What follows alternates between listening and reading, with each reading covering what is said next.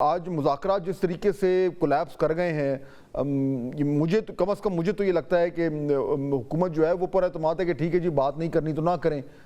PTI जो है वो अपने बाकी जो नई उसकी हिकमत अमली है उसको फॉलो करे। तो एक तरीके से ऐन मुमकिन है कि गवर्नमेंट जो है वो कंप्लेसेंट हो जाए कि जी हमें तो अब कोई इशू ही नहीं है, we are free to do what we want. Allah ताला ने बहुत कामयाबी दी है शहबाज शरीफ साहब को, उनकी टीम को।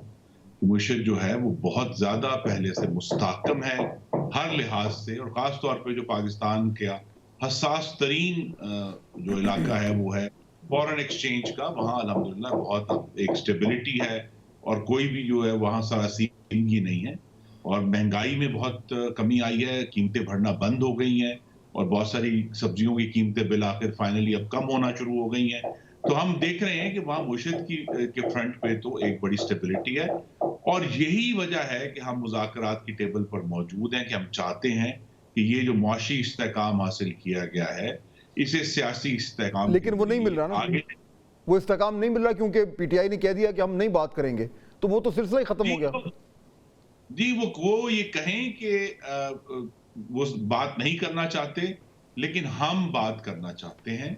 हम चाहते हैं कि वो हमारे साथ बैठें। लेकिन खुर्रम साहब अब अकेले बैठ के तो नहीं होगा ना, टू वे स्ट्रीट है, वो नहीं कर रहे।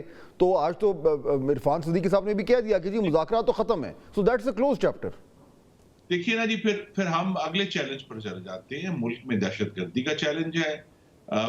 जो मुस्लिम लीग नून की इस वक्त काबीना मौजूद है, उसको अपने इत्तेहादी पीपल्स पार्टी को साथ रखने का चैलेंज है।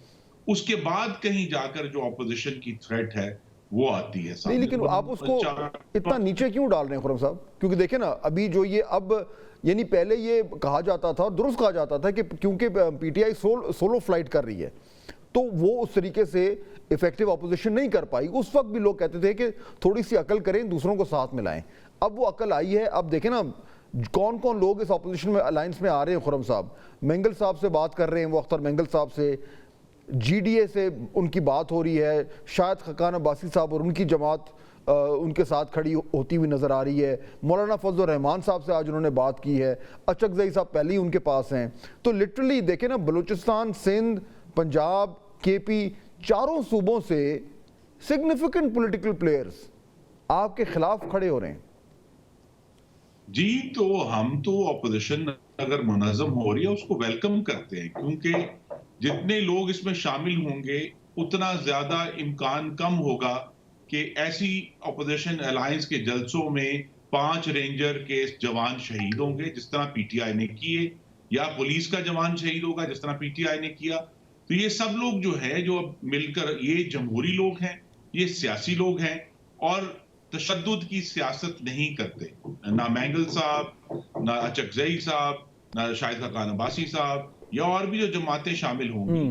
तो ये अगर ऑपोजिशन जो है वो एक जमहूरी मज़ामत करना चाहती है तो हुकूमत उसको वेलकम करेगी। कि अगर ये अलायंस बन जाती है और उस तरीके से एक यानी कि पूरा एक ग्रैंड किस्म का ये इनका एक ऑपोजिशन बनती है, तो फिर इनसे इंगेज करना, इनसे बात करना, इनसे डायलॉग करना, इनसे मुज़ाकरात करना वो ज़्यादा आसान होगा, क्योंकि उसमें मेंगल साहब या जीडीए के लीडर्स या शायद खकान अब्बासी साहब या अचकज़ई साहब लोग ये मौजूद होंगे। तो इनसे बात करना, इनसे पॉलिटिकल डायलॉग को आगे बढ़ाना ये ज़्यादा आसान हो जाएगा। जी, ये ज़्यादा आसान होगा क्योंकि ये सब लोग इंतशारी और फसादी नहीं है। इनकी जदोजहद अभी तक हम सब ने देखी है। ये हमारे हवारी भी रहे हैं, हमारे खिलाफ भी रहे हैं, लेकिन इन्होंने कभी तशद्दुद और इंतशार को और आग को और कत्ल को अपनी सियासी इक़्तिदार की जदोजहद का हिस्सा नहीं बनाया। तो लिहाजा यही एक अमल होता है जिसको हम जमहूरियत कहते हैं, कि वक्त के साथ ऐसी जमातें जो तशद्दुद का भी इस्तेमाल करती रही हैं, उनको चाहे कुछ अरसे के बाद ये समझ आती है कि तशद्दुद के जरिए आप अपने मकासद हल नहीं कर सकते।